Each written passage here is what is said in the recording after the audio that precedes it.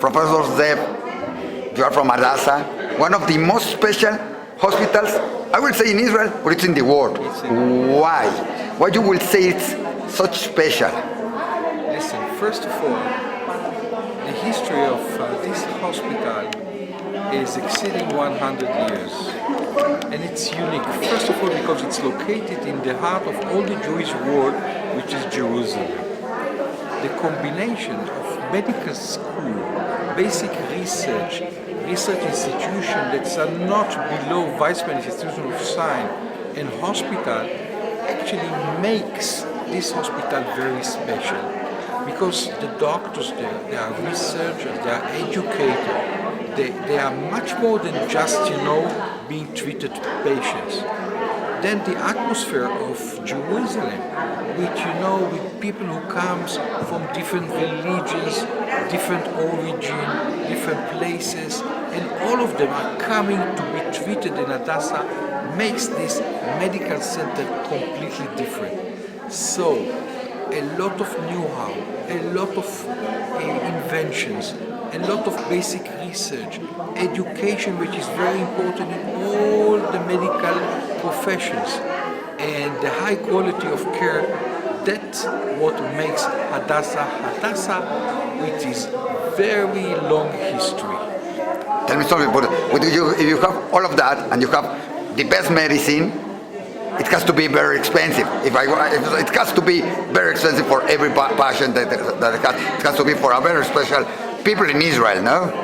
Yes, but remember, Israel has a national insurance law.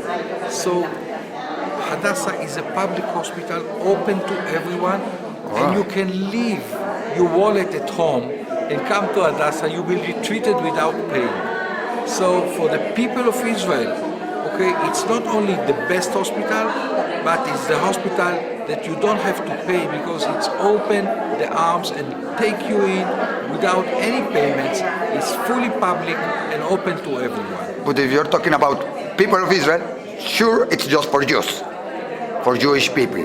No, remember, people of Israel includes also Christians and Muslims, and we are speaking about the Muslims that are living in the Judea area and in Gaza, and all of them, they feel that Hadassah is the hospital who can really save them. So a huge number of them are coming daily to Hadassah to be treated. And we, the Hadassah people, will treat them the same as we treat our own people. It's true that in a terrorist attack, after the attack, that they are wounded by the terrorists, but the terrorists are also wounded. You attended both people, you attended the terrorists, and also it has to be hard to be. It's hard, but remember, this is the reality in Hadassah. Only 2 days ago, an officer was stabbed by a terrorist. Yes. The terrorist was shot by the policeman, and both of them were brought to the hospital. They were actually treated in, let's say, 100 meters from each other, but both of them inside the hospital, they are patients. We treated them despite the fact that this is a terrorist, and probably the authorities will take him from the hospital and put him in jail. But our job is to treat everyone who comes, and the best way to do it is not to ask too many questions. We look at the human part of the patients. We look them as individuals, as human beings. We don't actually questioning their ideology, their belonging to a terrorist group or whatever. We'll treat them, and later on, the police will do whatever they need to do. Tell me, there are many specialties in medicine. What is the most important in Hadassah? Or what are the most, or it has everything? First of all, Hadassah is a kind of quaternary hospital. It means if you got difficult patients outside in other hospitals, they refer them to Hadassah. So Hadassah is the hospital for the most tough and difficult cases. So immediately you think about neurosurgery, cardiac surgery, transplantation, and all the devastating disease that the best physicians in the country are in Hadassah. We just put in Diario Judío about a treatment that you're discovering for macula, for the eyes. Yes, Tell me about it. we have, for example, we have a group who is working on stem cell to renew the macular, tissue. And in fact, right now we are in very advanced experiments that we inject stem cells from the people into the eyes to renew the macular area.